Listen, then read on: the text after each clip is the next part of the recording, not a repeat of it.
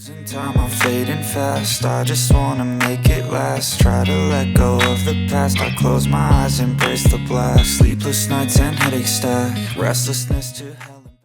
The OnePlus Turbo 6 is finally official, and globally, it's launching as the OnePlus Nord 6.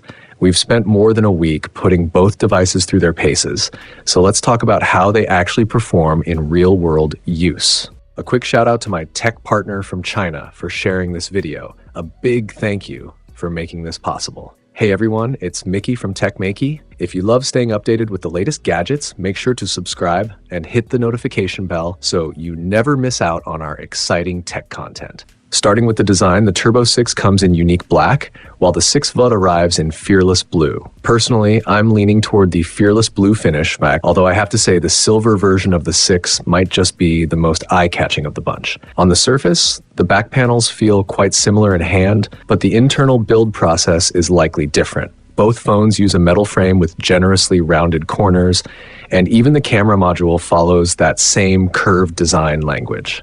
The camera bump is impressively slim, which not only looks clean, but also makes the phone more comfortable to hold, especially during longer gaming sessions. Both devices feature large 6.78-inch displays. The 6V steps things up with a higher refresh rate of 144 Hz, and that boost translates into smoother frame rates when gaming. It's a bit disappointing that neither phone includes dedicated shortcut keys, but considering their pricing in the mid-range category, that's understandable. Now, let's talk performance.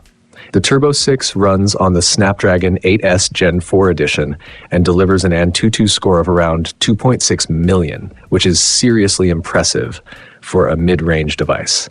It's easily among the top performers in its class. Pair that power with a 165 Hz high refresh rate, and you really feel the difference in competitive games like Call of Duty. The gameplay feels fast, fluid, and responsive. When it comes to Honor of Kings, it's even more impressive. The phone maintains a stable 144 FPS native full frame rate throughout the entire match without noticeable drops. That kind of consistency makes for an incredibly smooth gaming experience. The Turbo 6V, meanwhile, is powered by the Snapdragon 7S Gen 4 Near Vision version. It's slightly less powerful compared to the 8S Near Vision variant, but it still performs very well in actual gaming scenarios. In titles like Honor of Kings, the experience remains strong and stable. Without a 165 Hz refresh rate, you might notice a small disadvantage in games like Naruto, but overall performance is still more than capable for most players. Samsung has once again added the G1 eSports Network chip to the Turbo 6, helping maintain a more stable connection during gameplay. On top of that, the Linksy Touch chip delivers a super responsive and smooth touch experience, which really enhances the overall gaming feel of the Turbo 6. In many ways, though, the overall configuration still feels very much like a mid-range setup. Battery life is where things get a bit interesting. Just a few days ago, the Honor Power 2 launched with a massive battery exceeding 10,000 mAh, which definitely makes it stand out. Compared to that, these phones might seem slightly less impressive at first glance. But we also have to factor in pricing. The Honor Power 2 sits at a higher price point than these two OnePlus models. Both the Turbo 6 and the 6V come equipped with a 9,000 mAh Glacier Battery, which is still considered exceptionally large in today's smartphone market. In fact, that capacity easily places them among the top-tier options when it comes to battery endurance. Both phones support 80-watt fast charging, so even if you only have a short break, you can quickly plug in and get a solid battery boost. In our 5-hour battery test, one device dropped by 33% and the other by 34%. A 1% gap like that is completely normal, especially since real-world testing isn't perfectly controlled. While running the test, we occasionally took photos and watched a few videos on TikTok, so a tiny difference like that makes sense. Even so, their overall battery performance ranks just behind the 10,800 mAh Honor Power 2, which means endurance here is seriously strong. For most people, getting through a full day without reaching for the charger won't be a problem at all. When it comes to cameras, both phones use a 50 megapixel single lens setup and deliver solid image quality.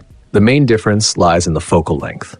On the Turbo 6, the 1x zoom sits at 24 millimeters and the 2x zoom reaches 50 millimeters. Meanwhile, the OnePlus 6V uses a 27mm lens at 1x and a 54mm lens at 2x.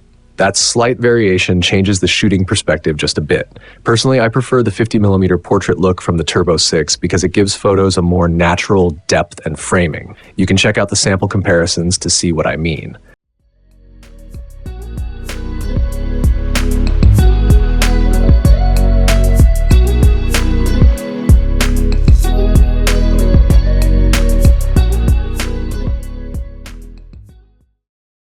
I won't dive too deep into the software, but there are some differences in the AI features. The Turbo 6 includes an extra mind memory function that the 6V doesn't have. This tool is actually pretty useful. For example, if I'm watching a video and need a quick summary, it can help with that. Or if I'm ordering food, it can automatically save important details like the order code, which makes life a lot easier. Both phones share other features like Mind Assistant, Mind Video, and Mind Suggestions, and those are practical for everyday use as well. The Turbo 6 also adds an AI live wallpaper option, letting you turn live photos into dynamic wallpapers. You can choose between artistic, dreamlike, or realistic styles, which definitely makes the phone feel more fun and customizable. Overall, battery life is basically the same on both devices, but performance is where you'll notice the real difference. If you're into gaming, especially competitive FPS titles, I'd personally lean toward the OnePlus Turbo 6 because that 165Hz refresh rate really gives you an edge. Of course, it also comes at a higher price. On the other hand, if you're picking up a secondary phone or buying one for an older family member, the Turbo 6V makes a lot of sense and should be more than enough. So after watching this review, what's your take on these two phones?